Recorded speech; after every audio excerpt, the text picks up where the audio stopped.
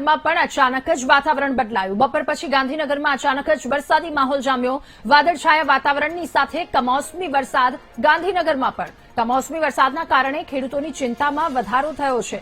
ત્યારે હવામાન વિભાગે આગાહી વ્યક્ત કરી છે। હવામાન નિષ્ણાંત પણ કહી રહ્યા છે રાજ્યભરમાં જે વરસાદી માહોલ રહેશે તેને લઈને રાજ્યના પાટનગર ગાંધીનગરમાં પણ ખેડૂતોની ચિંતામાં વધારો થયો છે। બપોર બાદ ત્યાં પણ વાદળછાયું વાતાવરણ અને કેટલાક વિસ્તારોમાં વરસાદ વરસ્યો છે। તો ધીમી ધારે વરસાદ અને આ વરસાદે ખેડૂતોની ચિંતામાં વધારો કર્યો છે।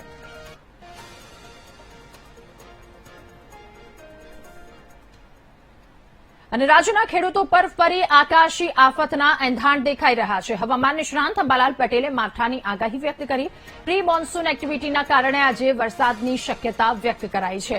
ઉત્તર ગુજરાત અને કચ્છમાં 40 કિલોમીટરની ગતિએ પવન ફૂંકાશે તો કેટલાક વિસ્તારોમાં ગાજવીજની સાથે કરા સાથે પણ વરસાદ પડી શકે છે। સૌરાષ્ટ્રના ભાગોમાં વાતાવરણમાં પલટો આવવાની શક્યતા વ્યક્ત કરી। અમદાવાદ અને ગાંધીનગરના ભાગોમાં પણ વરસાદ પડી શકે છે। હવામાનમાં પલટો આવતા ખેડૂતોને સાવચેત રહેવા માટે સૂચના પણ અપાઈ છે। રાજ્યમાં અલગ અલગ જગ્યા પર વરસાદની આ સંભાવના। એક વાદળનો મોટો જથ્થો લગભગ ઉત્તર ભારતના ભાગોમાં આવી ગયેલ છે અને ઉત્તર ભારતના ભાગોમાં કરા સાથે વરસાદ થવાની શક્યતા છે। કેટલાક ભાગમાં 70 થી 90 કિલોમીટરની ઝડપનો પવન ફૂંકાવાની શક્યતા છે, ક્યાંક 60 થી 70 કિલોમીટરનો। પણ તેની અસર લગભગ ધીરે ધીરે ગુજરાતના ભાગોમાં આવવાની શક્યતા રહેશે। સૌરાષ્ટ્રના ભાગોમાં પણ આજે કેટલાક ભાગમાં પ્રી મોન્સૂન એક્ટિવિટીનો વરસાદ થવાની શક્યતા રહેશે।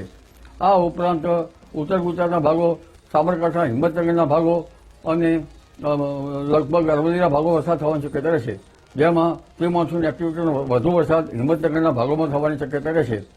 અને ત્યારબાદ મધ્ય ગુજરાતના ભાગોમાં પણ પલટો આવશે અને વડોદરાના ભાગો, કેટલાક આણંદના ભાગોમાં પણ પ્રી મોન્સૂન એક્ટિવિટી વરસાદ થવાની શક્યતા રહેશે। પંચમહાલના ભાગોમાં, દાહોદ, લુણાવાડા વગેરે ભાગોમાં વરસાદ થવાની શક્યતા રહેશે અને દક્ષિણ સૌરાષ્ટ્રના કોઈ ભાગમાં પણ વરસાદ થવાની શક્યતા રહેશે। લગભગ મધ્ય ગુજરાતના કેટલાક ભાગમાં 10 મિલીમીટર કે ત્યાંની આસપાસ વરસાદ થવાની શક્યતા રહેશે। અમદાવાદના કેટલાક ભાગમાં 10 મિલીમીટર કે તેથી કંઈક આસપાસ વરસાદ થવાની શક્યતા છે।